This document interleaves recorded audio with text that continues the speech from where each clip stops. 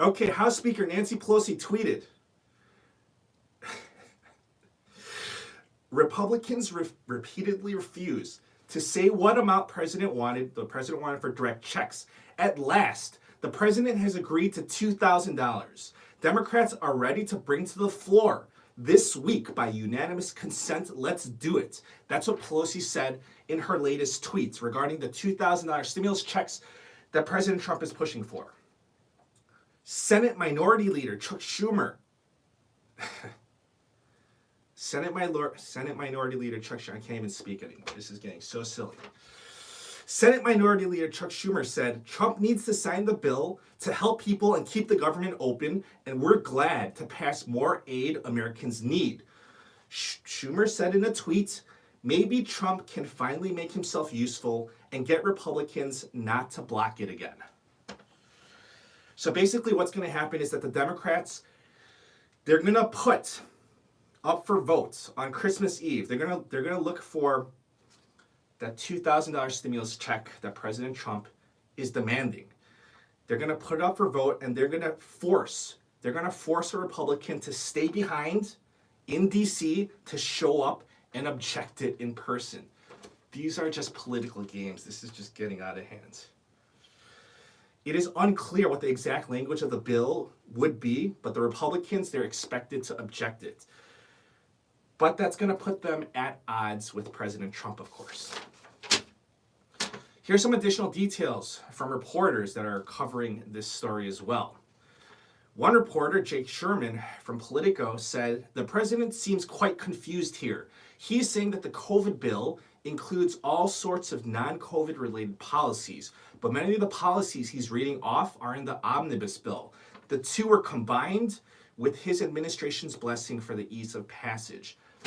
So what Jake Sherman is saying is that, okay, so President Trump in his video, in his tweet, he was saying all of these non-COVID related items for the stimulus package. However, what Jake Sherman is saying is correct. A lot of the things that President Trump was cherry picking, it was coming from the government funding bill.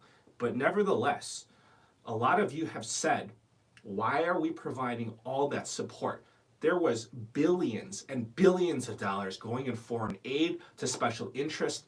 I don't care if that's part of the stimulus package or if that's part of the government funding bill. Why is that in there to begin with?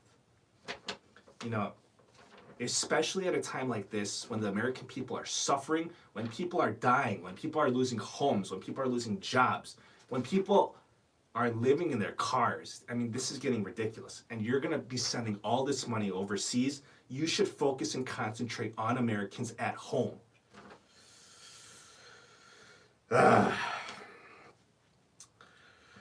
So there's a few other things to consider about the latest game of this whole game of political chicken.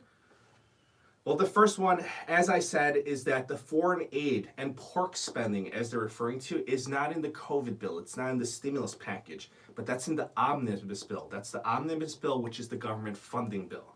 So just to keep that straight. But again, they're attaching them.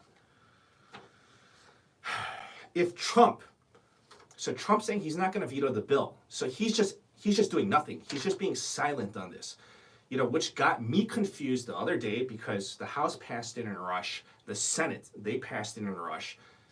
President Trump, he was taking a sweet time, and obviously we found out today why, because he doesn't want to sign off on it. He doesn't want to sign off on the stimulus bill. If Trump vetoes the bill, it could be overridden. It would need a 2/3 majority from Congress.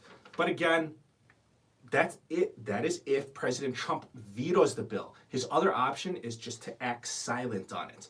But that game could only last for so long. It could only last for 10 days to be exact.